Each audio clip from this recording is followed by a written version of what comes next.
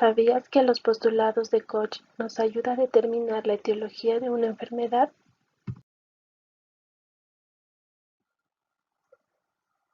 Para hablar un poco más sobre los postulados de Koch, debemos saber quién fue Robert Koch. Heinrich Hermann Robert Koch nació un 11 de diciembre de 1843 y falleció un 27 de mayo de 1910 a la edad de 66 años debido a un infarto agudo de miocardio. Robert Koch fue un médico y microbiólogo alemán muy reconocido en su tiempo. ¿Cuáles fueron sus hallazgos? Los hallazgos más relevantes de Robert Koch fue el descubrimiento del agente etiológico de la tuberculosis en 1882, al cual se le denominó en su honor Bacilo de Koch. El segundo fue en 1883 por el descubrimiento del agente etiológico del cólera, un bacilo al que se le denominó Vibrio cholerae. Y el tercero fue el desarrollo de los postulados de Koch.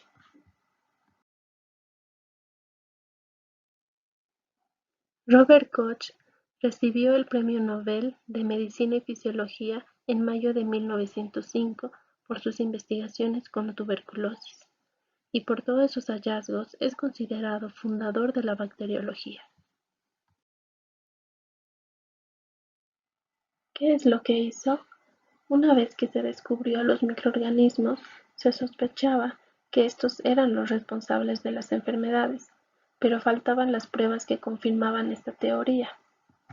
Los descubrimientos de médicos como Ignaz Semmelweis y Joseph Lister, quienes suministraron pruebas indirectas sobre la importancia de microorganismos como causa de enfermedades en el hombre, ya que por un lado Ignaz Semmelweis descubrió que la incidencia de la fiebre del parto podía ser disminuida de una manera drástica usando desinfección de las manos en las clínicas obstétricas.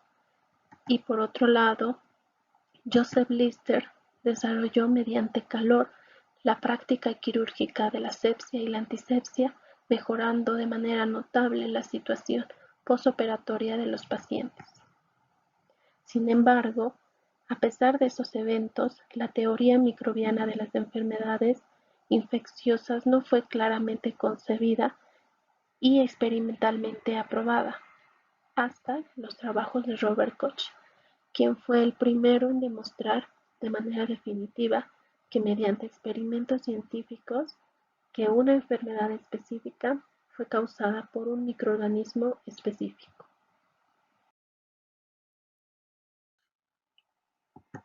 ¿Cómo comenzó? Robert Koch comienza estudiando la enfermedad del carbunco o anthrax, que es una enfermedad del ganado que puede llegar a afectar al hombre. Y es ahí donde descubre que las endosporas de la bacteria denominada Bacillus anthracis puede transmitir la enfermedad. Y es así que empezaron sus experimentos. Robert Koch observó mediante estudios de microscopía que en un animal enfermo la bacteria siempre estaba presente en su sangre y que esto no ocurría en un animal sano. Sin embargo, la asociación de la bacteria con la enfermedad no demostraba aún que la bacteria fuera la causa de la enfermedad. Por el contrario, podría ser un efecto de la enfermedad, por lo cual Koch demostró que era posible tomar una pequeña cantidad de sangre del animal enfermo, en este caso el ratón 1, e inyectarlo en un animal sano, el ratón 2, y esto daría como consecuencia el desarrollo de la enfermedad y la muerte del ratón sano.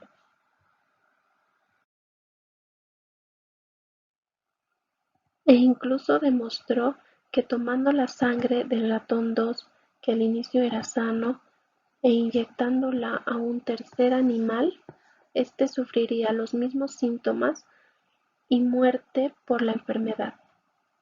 Robert Koch llevó el experimento aún más lejos, demostrando que la bacteria podía ser cultivada en caldos nutritivos fuera del animal, lo cual era solo visible en un animal enfermo.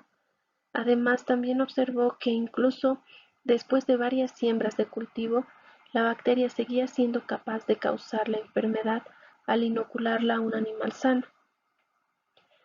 Esto quiere decir que la bacteria procedente de un animal enfermo y la que es mantenida en un cultivo producía los mismos síntomas de la enfermedad tras su inoculación.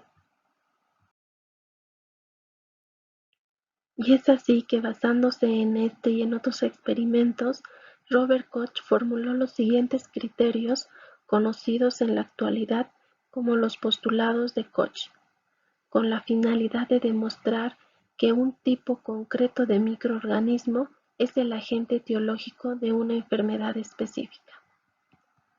El primer postulado nos dice que el agente patógeno debe estar presente en los animales enfermos y ausente en los sanos. El segundo nos dice que el agente debe ser cultivado en un cultivo axénico puro, aislado del cuerpo del animal. El tercero nos dice que el agente aislado en un cultivo axénico debe provocar la enfermedad en un animal susceptible al ser inoculado e iniciar los síntomas característicos de la enfermedad. Y el cuarto y último nos dice que el agente debe ser aislado nuevamente de estos animales experimentales y cultivarse nuevamente en el laboratorio, tras lo cual debe mostrar las mismas propiedades que el microorganismo original.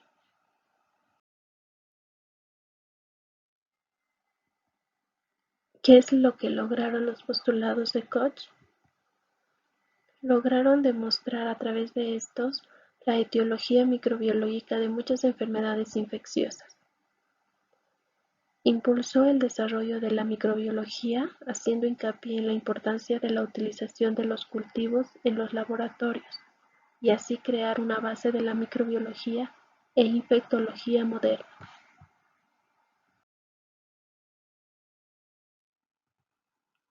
Limitaciones de los postulados de Koch.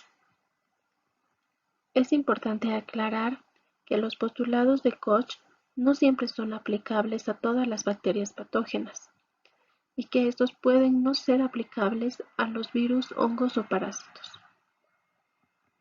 Los postulados de Koch no son la única vía para demostrar la etiología de una determinada enfermedad, ya que existen varias enfermedades o infecciones cuya etiología se conocen aunque no cumplan dichos postulados. Tal es el caso del treponema pallidum, que es el agente causal de la sífilis, que como nunca ha podido ser cultivado en el laboratorio, no puede cumplir los postulados de Koch. Lo mismo ocurre con los patógenos víricos, ya que estos tampoco pueden determinarse de acuerdo a los postulados, ya que solamente se reproducen en el interior de las células vivas. Es por eso que para determinar el agente etiológico de una infección vírica, se utilizan los postulados de River, enunciados por Thomas Milton Rivers en 1930. Enunciados por Thomas River en la década de 1930. River modificó los postulados de Koch para lograr determinar el agente etiológico de una infección vírica, el cual nos dice que el agente vírico debe encontrarse en los fluidos del hospedador animal cuando se produce la enfermedad o en las células infectadas. El segundo enunciado nos dice que el agente vírico obtenido a partir del hospedador infectado debe causar la enfermedad en un animal o vegetal sano o debe incluir la síntesis de anticuerpos, proteínas producidas por el hospedador como respuesta a la infección. El tercer enunciado nos dice que los agentes víricos aislados del animal o vegetal así infectados deben a su vez transmitir la enfermedad a otro hospedador.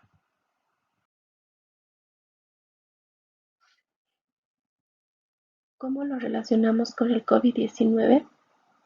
El SARS-CoV-2 en la actualidad Los únicos criterios que cumplen, según los modificados por River o los postulados de Koch, son que el virus se ha aislado, detectado por técnicas analíticas, es decir, biología molecular, y cultivado in vitro a partir de muestras respiratorias de los pacientes con sospecha de enfermedad respiratoria.